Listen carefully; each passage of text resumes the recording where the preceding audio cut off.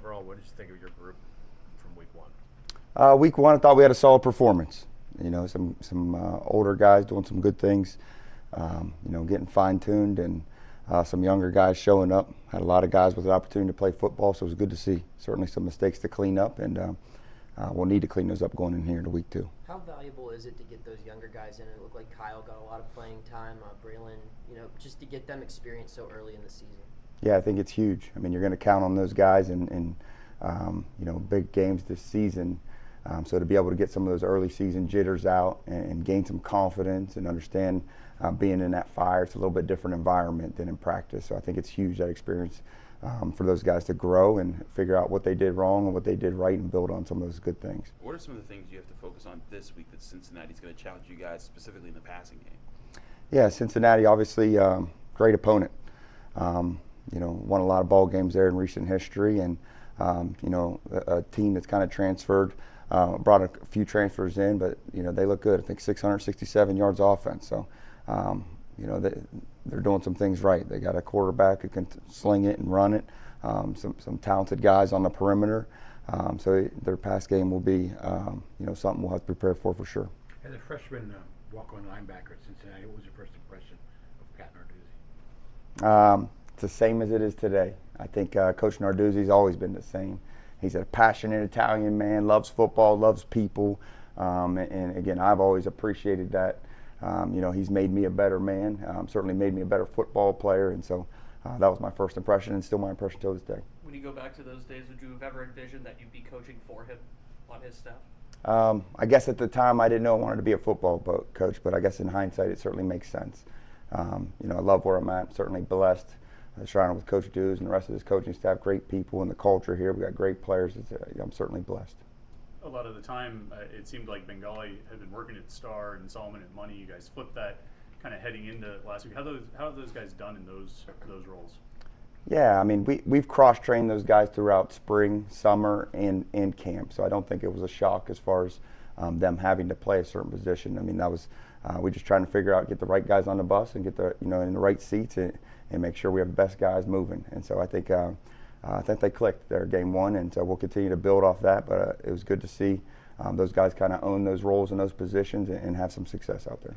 Has Shane been given any added or different responsibilities now that he's solidified as the Mike linebacker? I mean, that's a role that Servassier had a pretty good grasp on last year up until the Sun Bowl and everything. Is that something Shane's embracing? Yeah, Shane loves it. He loves being in the middle and that leadership. Certainly he felt Voss's leadership last year and understands what that takes. And he's done a tremendous job. And I think first and foremost it starts with who he is, the type of person he is to be able to come here, be voted captain by his peers. And he works his tails off every single day, both mentally and physically, preparing himself. And so he likes that role. And, he's excited about it. And the other thing with Mike is you'll see him in our Delta package as well, which I think he's excited about, working some pass rush moves and different things that he didn't able to showcase last year. Pat told us about how one thing you guys have to watch out for this week is the Y shoot, and how Cincinnati's going to use it in similar ways how Miami used it last year. What are the things that you noted about how you guys have to improve from last year and things you're focusing on this week to kind of counter that?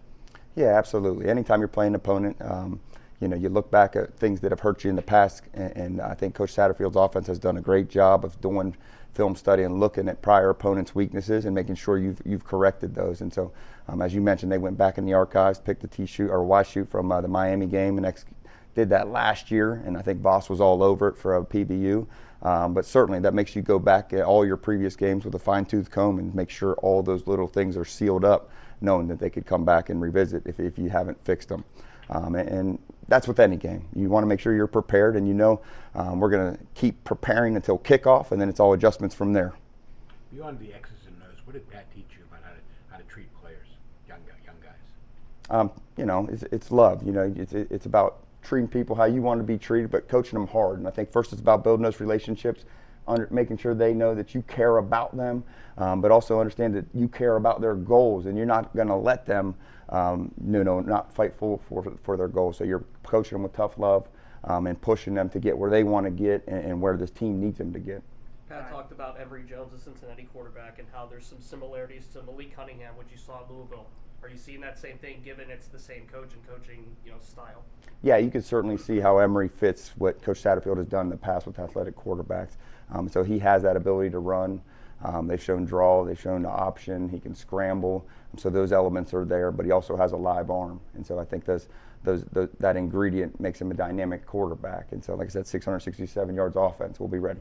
Ryan, what has Marquand been able to contribute to your room, even as he kind of took that medical disqualification? Absolutely. Coach Pope has done a great job helping me in any way off the field with different things, and then on the field being one of our signalers and being able to help us in any way. He's a great attitude. He understands our defense. He's sharp. I think he has a bright future ahead of him in coaching. Do the players call him Coach Pope? I hope so. I hope so. I guess I'm not always around him, but in my presence, he's a coach. When did you decide you wanted to be a coach? At what point? Yeah, so my coaching journey started after I got cut for the second time in the NFL, and went to work in the mortgage field with my business degree, and was learning, getting licensed, and figured out real quick that I missed football and the purpose and the passion and the brotherhood.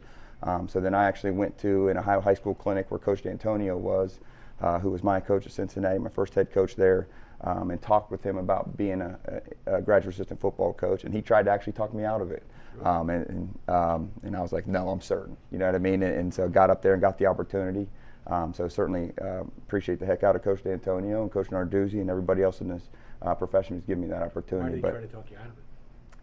Because it's a tough profession. I mean, the hours, you certainly have to have a family who understands. My wife's a rock, she gets it, but it's not easy. And so being able to handle the time constraints and understand that our players are like an extension of our family, I think it's a lifestyle.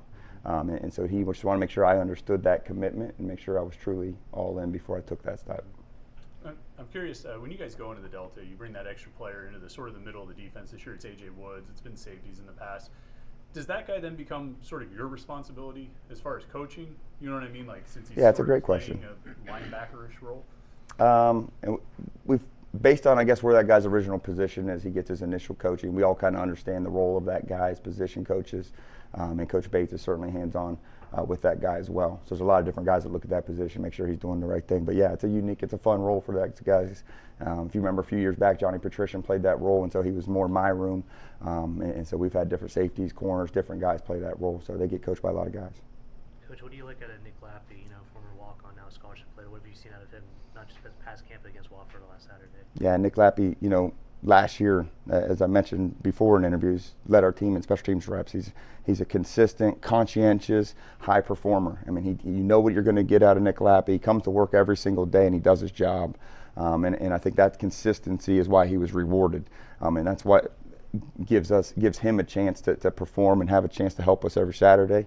And again, that's a huge moment for all walk-ons. I had that moment as a player too, and I think that elevates everyone in this team when a guy's recognized for that. As someone who's played in this game, what are your thoughts on the paddle wheel trophy no longer being up for grabs Saturday?